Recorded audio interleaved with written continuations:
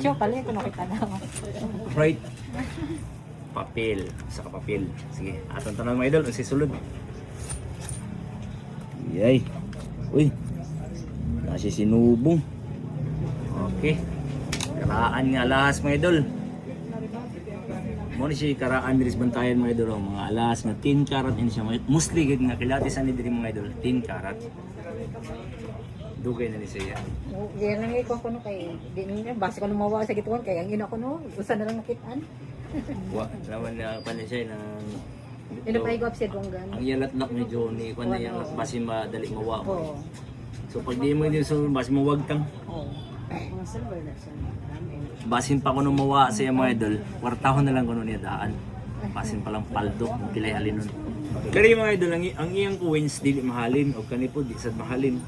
So kilatiso nato mga idol nga 10K bagay din siya. Kaya ano kasagaran gid sini nga kilatis mga idol 10 karat o dalawa. Ang sagid mga idol medyo puwa-puwa. Bubuan na ato na si Do. Okay. Muna siya sagid diri sa 10 karat mga idol. Oh, positive. 10 karat. So timbaw na to mga idol kung pili halinon. Okay mga idol. Mga pila pa sinipalit niya sa una. Hinatag pa niya sa una sa iya. Ha? Dugay na kayo niya sa iya, no? So, jaga pa siya sinisang una. Bago ay lang nagyatag sa akong friends. Sa iya umaga dito. Oh, walat man wala pa pilay kang tila. Mga idol, pilay halinon karon na ni, liniso. 11,000. Unsa man? Ang ako 3 lang ang gawat sa Palawan. Bill. Deal largo mga idol. Basta maka-ari ka diri kan Cho Brian mga idol. Basta liniso mga idol, di ka magmahay, makasulti ka gid deal.